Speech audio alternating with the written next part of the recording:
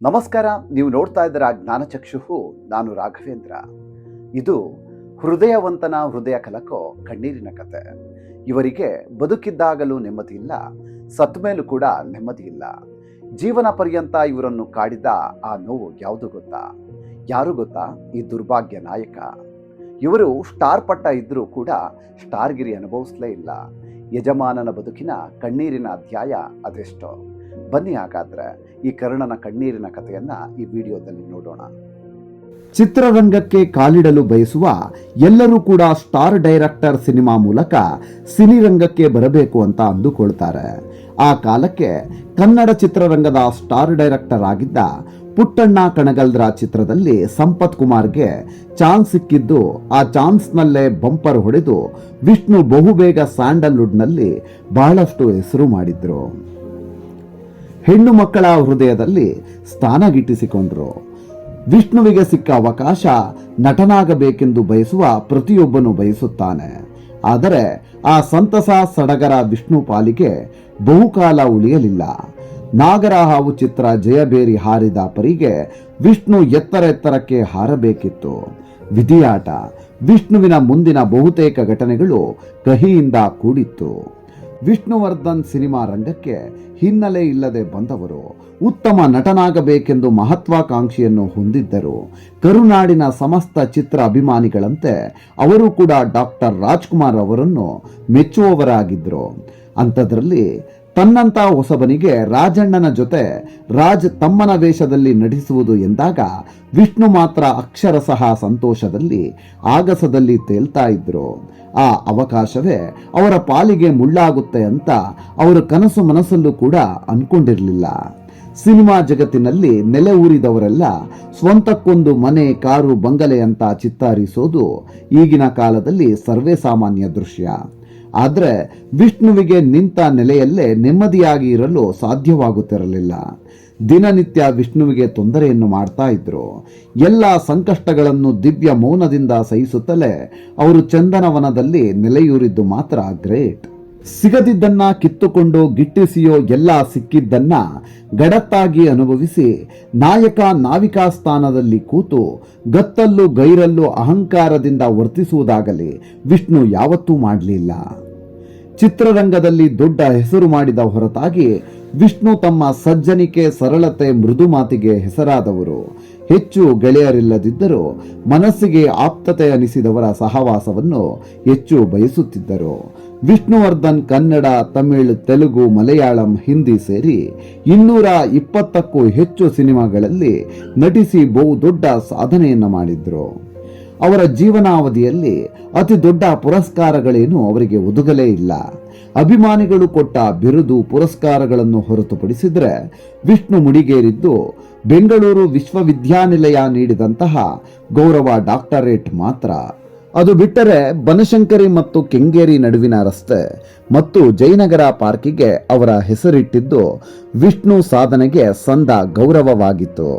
ಕೊನೆ ಪಕ್ಷ ಈ ಮಹಾತಾರೆಗೆ ಕರ್ನಾಟಕ ರತ್ನ ಕೂಡವೂ ಒಲಿಯದಿದ್ದು ಸರ್ಕಾರದ ಮೂರ್ಖತನಕ್ಕೆ ಸಾಕ್ಷಿಯಾಗಿದೆ.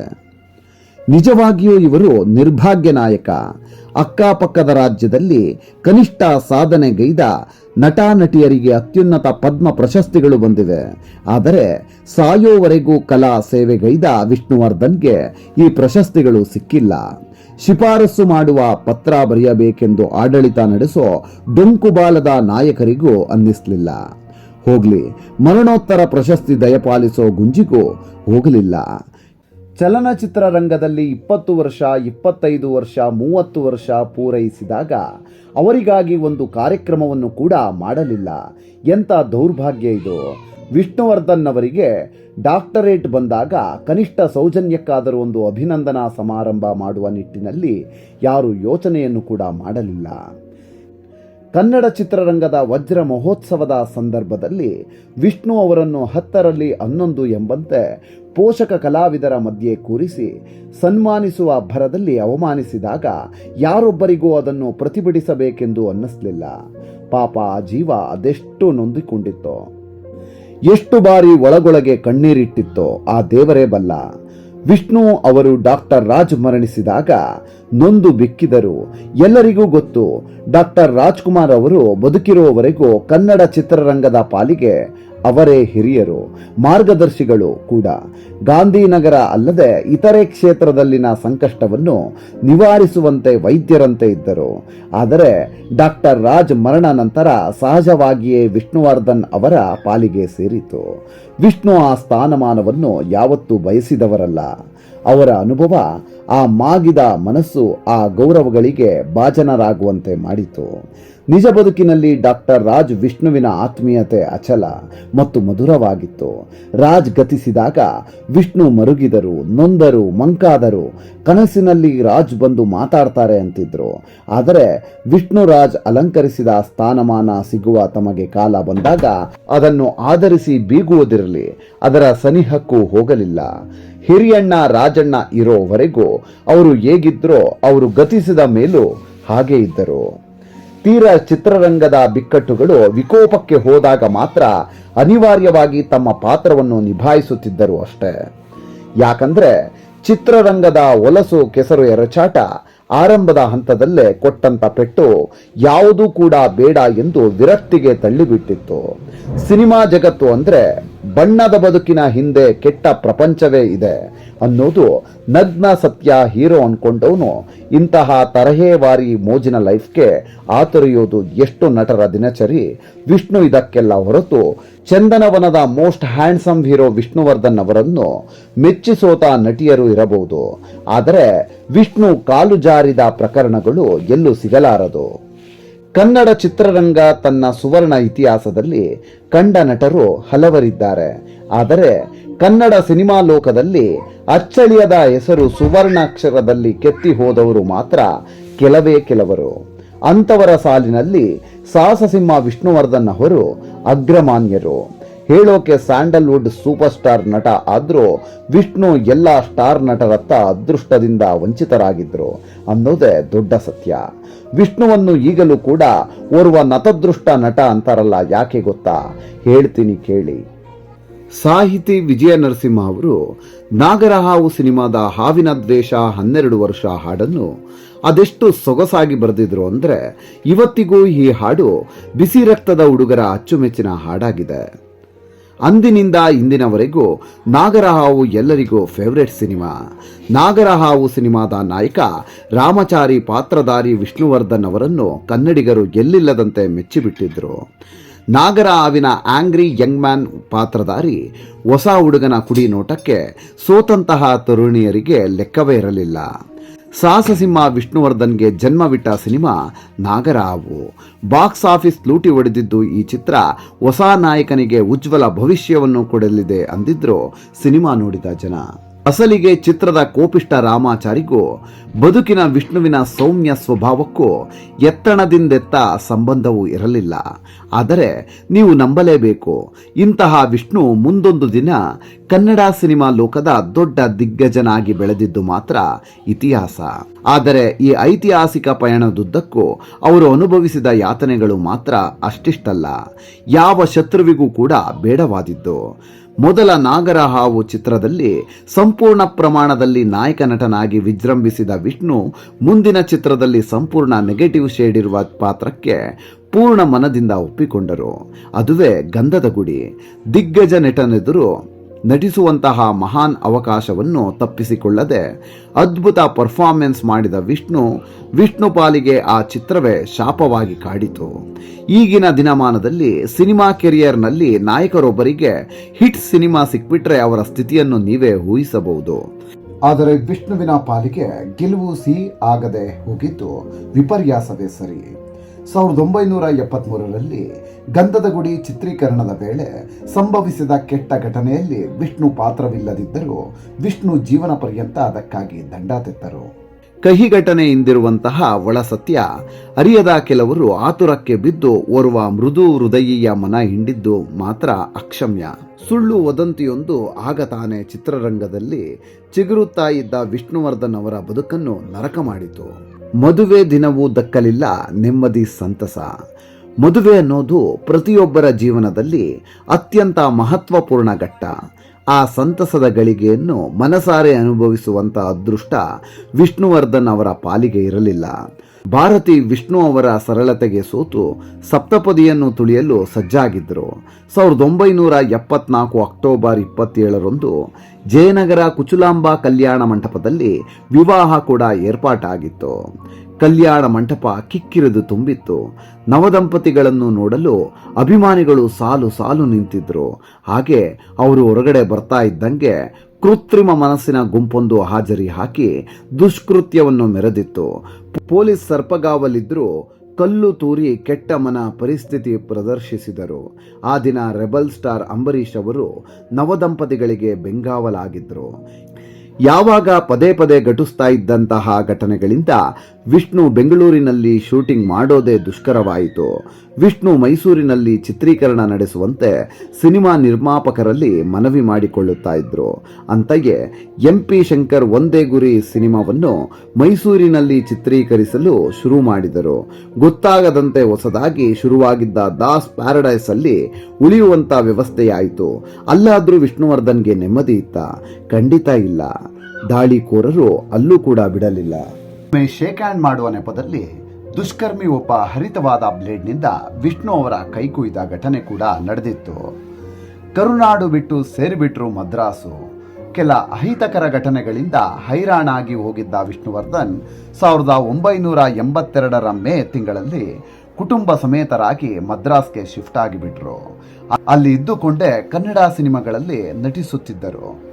ಗುರು ಶಿಷ್ಯರು ಚಿತ್ರ ಶತದಿನ ಪೂರೈಸಿದಾಗ ದ್ವಾರಕೀಶ್ ಮನೆ ಮುಂದೆ ಮಾಟ ಮಾಡಿಸಿ ಬಾಂಬ್ ಎಸೆಯುವ ಬೆದರಿಕೆಗಳನ್ನು ಕೊಟ್ಟಿದ್ದರು ಕಿಡಿಗೇಡಿಗಳು.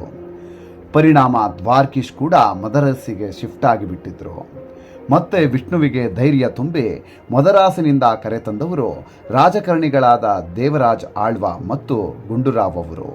1984ರಲ್ಲಿ ಬಂದ ಬಂಧನ ಸಿನಿಮಾ 50 ದಿನ ಪೂರೈಸಿದಾಗ ಯಶಸ್ವಿಯಾದಾಗಂತೂ ಥಿಯೇಟರಿಗೆ ಬಂದಂಥ ಜನರಿಗೆ ಖಾರದ ಪುಡಿಯನ್ನು ಕಣ್ಣಿಗೆ ಎರಚಿದ್ದು ಕೂಡ ಆಗೋಯಿತು. ತಾಳ್ಮೆಗೆಟ್ಟ ವಿಷ್ಣುವರ್ಧನ್ ಚಿತ್ರರಂಗವನ್ನು ತ್ಯಜಿಸುವ ನಿರ್ಣಯ ಕೂಡ ಮಾಡಿಬಿಟ್ರು. ಅದಾಗಲೇ ವಿಷ್ಣು ಸೇನೆ ಸಕ್ರಿಯವಾಗಿತ್ತು. ಅಭಿಮಾನಿಗಳು ಸುಮ್ಮನೆ ಇರಲಿಲ್ಲ. ವಿಷ್ಣು ನಟನೆಯನ್ನು ಬಿಡಬಾರದು ಎಂದು ಒತ್ತಾಯಿಸಿ ಪ್ರತಿಭಟನೆಯನ್ನು ಮಾಡಿದ್ರು. ಒಬ್ಬ ಸಜ್ಜನ ವ್ಯಕ್ತಿಗೆ ಈ ಪರಿಯ ಸಾರ್ವಜನಿಕ ದೈಹಿಕ ಮತ್ತು ಮಾನಸಿಕ ವೇದನೆ ಕೊಟ್ಟ ಪ್ರಸಂಗ ಕನ್ನಡ ಸಿನಿ ಇತಿಹಾಸದಲ್ಲೇ ಇರಲಾರದು. ಹೋಗ್ಲಿ, ಬಾಳ ಪಯಣ ಮುಗಿಸಿದ ಮೇಲೆ ಅವರ ಆತ್ಮಕ್ಕೆ ಶಾಂತಿ ಸಿಗ್ತಾ ಅಂದರೆ ಅಲ್ಲಿ ವಿಧಿಯ ಅಟ್ಟಹಾಸ. ಬದುಕಿನುದ್ದಕ್ಕೂ ನೋವು ಸಹಿಸಿಕೊಂಡು ಇಹಲೋಕ ತ್ಯಜಿಸಿದ ವಿಷ್ಣುವರ್ಧನ್ಗೆ ಇನ್ನು ನೆಮ್ಮದಿ ಸಿಕ್ಕಿಲ್ಲ. ಬದುಕಿದ್ದಾಗಲೂ ಅವರ ಜೀವ ಹಿಂಡಿದ ಮಂದಿ ಈಗಲೂ ಅವರ ಸ್ಮಾರಕ ವಿಷಯದಲ್ಲಿ ಈಗಲೂ ಅವರನ್ನು ಹಿಂಸಿಸುತ್ತಿದ್ದಾರೆ. ಅಂದಿನಿಂದ ಇಂದಿನವರೆಗೂ ಅವರ ಸ್ಮಾರಕಕ್ಕೆ ಒಂದು ಇಡೀ ಭೂಮಿ ಸಿಗ್ತಾ ಇಲ್ಲ ಅಂದರೆ ಎಂಥ ದುರ್ದೈವ. ಅಂಬಿ ಸಾವಿನ ನಂತರ ವಿಷ್ಣು ಸ್ಮಾರಕ ವಿಷಯಕ್ಕೆ ಚರ್ಚೆಗೆ ಬಂದಿದ್ದರು. ಈಗಲೂ ಒಂದು ತಾರ್ಕಿಕ ಅಂತ್ಯ ಕಾಣದೆ ಕಿಡಿ ಹತ್ತಿಸುತ್ತಿರುವುದು ನಿಜಕ್ಕೂ ದುರಾದೃಷ್ಟ. ದಾದಾ ಪರಲೋಕ ಸೇರಿ 18 ವರ್ಷ ಆದರೂ ಅವರ ಆತ್ಮಕ್ಕೆ ಶಾಂತಿ ಸಿಗ್ತಾ ಇಲ್ಲ. ರೆಬಲ್ ಸ್ಟಾರ್ ಅಂಬರೀಷ್ ಸಾವಿನ ಬೆನ್ನಲ್ಲೇ ಅಭಿನವ ಭಾರ್ಗವ ಡಾಕ್ಟರ್ ವಿಷ್ಣುವರ್ಧನ್ ಸ್ಮಾರಕ ಮತ್ತೆ ಕಾವು ಪಡೆದುಕೊಂಡಿತ್ತು. ಅದ್ಯಾವಾಗ ಅಂದಿನ ಮುಖ್ಯಮಂತ್ರಿ ಕುಮಾರಸ್ವಾಮಿ ರಾಜ್ ವಿಷ್ಣು ಅಂಬಿ ಸ್ಮಾರಕಗಳನ್ನು ಒಟ್ಟಿಗೆ ನಿರ್ಮಾಣ ಮಾಡೋಣ ಅಂದಿದ್ರು. ಆಗಲೇ ವಿಷ್ಣುವರ್ಧನ್ ಅಳಿಯ ಅನಿರುದ್ಧ್ ಕೆಂಡಮಂಡಲವಾಗಿದ್ದರು. 9 ವರ್ಷಗಳವರೆಗೆ ಸುಮ್ಮನೆ ಇದ್ದವರು ಅಂಬಿ ಸಾವಿನ ಬಳಿಕ ಸ್ಮಾರಕ ವಿಚಾರ ತೆಗೆದಿದ್ದಕ್ಕೆ ಸಾಮಾನ್ಯವಾಗಿ ಆಕ್ರೋಶವನ್ನು ವ್ಯಕ್ತಪಡಿಸಿದ್ರು. ಸ್ಮಾರಕ ಮಾಡೋದಾದರೆ ಅಭಿಮಾನ್ ಸ್ಟುಡಿಯೋದಲ್ಲಿ ಮಾಡಲಿ, ಇಲ್ಲ ಅಂದರೆ ಮೈಸೂರಿನಲ್ಲಿ ಮಾಡಲಿ ಅನ್ನೋದೇ ಅವರ ಆಸೆಯಾಗಿತ್ತು. ಬದುಕಿದಷ್ಟು ದಿನ ಕರ್ಣನಂತೆ ಬದುಕಿದ್ದ ವಿಷ್ಣುವಿಗೆ ಸತ್ತ ನಂತರ ಒಂದಷ್ಟು ಜಾಗ ಸಿಗಲಿಲ್ಲ ಅಂದರೆ ಯಾರಿಗೆ ತಾನೇ ನೋವಾಗಲ್ಲ. ಆ ನೋವು ಆಗಾಗ ಆಕ್ರೋಶವಾಗಿ ಹೊರಹೊಮ್ಮುತ್ತದೆ. ವಿಷ್ಣು ಬದುಕಿದ್ದಾಗ ಒಂದಲ್ಲ ಒಂದು ಅಡಚಣೆ, ತನ್ನದಲ್ಲ ತಪ್ಪಿಗೆ ಶಿಕ್ಷೆಗಳನ್ನು ಅನುಭವಿಸಬೇಕಾಗಿತ್ತು. ನಾಡಿಗೆ ಯಜಮಾನನಂತೆ ಇದ್ದ ವಿಷ್ಣುಗೆ ಇಂದು ವಿಷ್ಣು ಇರದೇ ಹೋದರೂ ಆ ಸಂಕಟಗಳು ವಿಷ್ಣುವನ್ನು ಬಿಡುತ್ತಿಲ್ಲ. ವಿಷ್ಣು ಅವರ ಮನೆಯವರನ್ನು ಕೂಡ ಬಿಡುತ್ತಾ ಇಲ್ಲ. ಯಜಮಾನನ ಮನೆಯವರು ಒಂದು ತುಂಡು ಭೂಮಿಗೋಸ್ಕರ ಕಂಡವರನ್ನೆಲ್ಲ ಅಂಗಾಲಾಚುವಂತಾಗಿದೆ. ಓರ್ವ ಕಲಾ ತಿಲಕಕ್ಕೆ ಸರಕಾರ ನೀಡಿರುವಂತಹ ಗೌರವಕ್ಕೆ ಭಾರತೀಯವರು ನೊಂದು ಹೋಗಿದ್ದಾರೆ. 15 ವರ್ಷಗಳಾದರೂ ವಿಷ್ಣುವರ್ಧನ್ ಅವರ ಸ್ಮಾರಕ ನಿರ್ಮಾಣವಾಗಲಿಲ್ಲ. ಹಲವು ಅಡಚಣೆಗಳು. ಪಂಚವರ್ಷಕ್ಕೊಮ್ಮೆ ಬಂದು ಹೋಗುವ ಸರ್ಕಾರದ ನಿರ್ಲಕ್ಷ್ಯವೇ ಇದಕ್ಕೆ ಕಾರಣ ಅಂದರೆ ತಪ್ಪಾಗಲ್ಲ. ಕಳೆದ 15 ವರ್ಷಗಳಲ್ಲಿ ಸ್ಮಾರಕಕ್ಕಾಗಿ ನಡೆದ ಹೋರಾಟ ಅಷ್ಟಿಷ್ಟಲ್ಲ. ಒಂದು ಕಡೆ ವಿಷ್ಣು ಕುಟುಂಬಸ್ಥರು ಪಟ್ಟು ಹಿಡಿದರೆ ಇನ್ನೊಂದು ಕಡೆ ಅಭಿಮಾನಿಗಳು ವಿಷ್ಣುದಾದನ ಸ್ಮಾರಕಕ್ಕಾಗಿ ಹೋರಾಟ ಮಾಡ್ತಾನೇ ಇದ್ದಾರೆ. ಆದರೆ ಯಾವುದೇ ಫಲ ಕಂಡಿಲ್ಲ. ವಿಷ್ಣುವರ್ಧನ್ ಅವರ ಸ್ಮಾರಕಕ್ಕೆ ಇನ್ನು ಎಷ್ಟು ವರ್ಷಗಳು ಬೇಕು ಗೊತ್ತಿಲ್ಲ. ಇಷ್ಟು ವರ್ಷಗಳಲ್ಲಿ ಆಗದೇ ಇದ್ದಿದ್ದು ಇನ್ನು ಆಗುತ್ತೋ ಅನ್ನೋ ಪ್ರಶ್ನೆ ಮಾತ್ರ ಅದು. ನಟ ಸಾರ್ವಭೌಮ ಡಾಕ್ಟರ್ ರಾಜ್ಕುಮಾರ್ ನಂತರ ವಿಷ್ಣುವರ್ಧನ್ ಕನ್ನಡ ಚಿತ್ರದ ಸಾರಥಿ ಆದರೂ ಸಾಹಸ ಸಿಂಹನ ಹೆಸರಿನಲ್ಲಿ ಲೆಕ್ಕವಿಲ್ಲದಷ್ಟು ಅಭಿಮಾನಿಗಳ ಸಂಘಟನೆಗಳಿವೆ. ಇದೇ ಕಾರಣಕ್ಕೆ ವರ್ಷದಲ್ಲಿ ಒಂದಲ್ಲ ಒಂದು ಡಾಕ್ಟರ್ ವಿಷ್ಣುವರ್ಧನ್ ಅಭಿಮಾನಿಗಳ ಸಂಘ ಸಮಾಜಮುಖಿ ಕಾರ್ಯಗಳಲ್ಲಿ ತೊಡಗಿಕೊಂಡಿದೆ. ವಿಷ್ಣು ಸಮಾಧಿ ಬೇಕು ಅನ್ನೋ ಹೋರಾಟ ಮುಂಚೂಣಿಯಲ್ಲೂ ಎಲ್ಲ ಸಂಘಟನೆಗಳಿವೆ. ಕೇವಲ ಸ್ಮಾರಕ ಆಗೋದು ಭಾರತಿ ವಿಷ್ಣುವರ್ಧನ್ಗೆ ಬೇಕಾಗಿಲ್ಲ. ಡಾಕ್ಟರ್ ವಿಷ್ಣುವರ್ಧನ್ ಅವರ ಆಸೆಗಳನ್ನು ಪೂರೈಸುವ ಜಾಗ ಅದಾಗಬೇಕೆನ್ನುವುದು ಭಾರತಿಯವರ ಕೊನೆಯ ಆಸೆ. ಆಗೋದಾದರೆ ವಿಷ್ಣು ಅವರ ಹೆಸರಲ್ಲಿ ಪ್ರತ್ಯೇಕ ಸ್ಮಾರಕವಾಗಲಿ, ವಿಷ್ಣು ಆಸೆ ಪಟ್ಟಂತಹ ಸಮಾಜ ಸೇವೆಗಳು ನಡೆಯಲಿ. ಆಗದಿದ್ದರೆ ಬೇಡವೇ ಬೇಡ, ವಿಷ್ಣು ನಮ್ಮ ಎಲ್ಲರ ಹೃದಯದಲ್ಲಿದ್ದಾರೆ ಸಾಕು, ನಾವು ಅವರನ್ನು ಮನೆಯಲ್ಲೇ ನಾವು ಆರಾಧಿಸುತ್ತೇವೆ ಎಂದಿದ್ರು ಭಾರತೀಯವರು. ಜಗವೆಲ್ಲ ನಗುತ್ತಿರಲು ಜಗದಳುವು ನನಗಿರಲಿ ಎಂಬಂತೆ ನಡೆದವರು ವಿಷ್ಣುವರ್ಧನ್.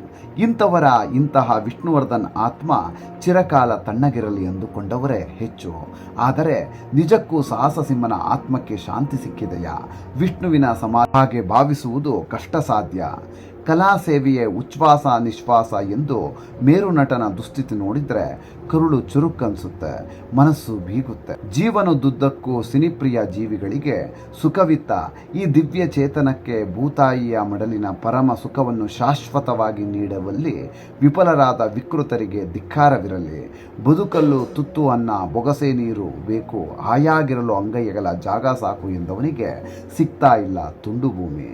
ನೋಡುದ್ರಲ್ಲ ವೀಕ್ಷಕರೇ, ಬದುಕಿದ್ದಾಗ ಸಜ್ಜನ ಸ್ವಾಭಿಮಾನಿಯಾಗಿ ನಿರುಪದ್ರಾವಿಯಾಗಿ ಸಾತ್ವಿಕರಾಗಿ ಜೀವಿಸಿದ ವಿಷ್ಣುವಿನಂತಹ ವ್ಯಕ್ತಿಗೆ ಸಮಾಧಿ ಸ್ಥಳಕ್ಕಾಗಿ ಬಡಿದಾಡುವಂತಹ ಪ್ರಮೇಯ ಬಂದಿದೆ. ಇನ್ನಾದರೂ ಬದಲಾಗಿ ಬರುವ ಸರ್ಕಾರಗಳು ಸಾಹಸ ಸಿಂಹನ ಸ್ಮಾರಕದ ಬಗ್ಗೆ ಚಿಂತನೆಯನ್ನು ಮಾಡಬೇಕು ಅನ್ನೋದೇ ನಮ್ಮ ಕಳಕಳಿ ಮನವಿ.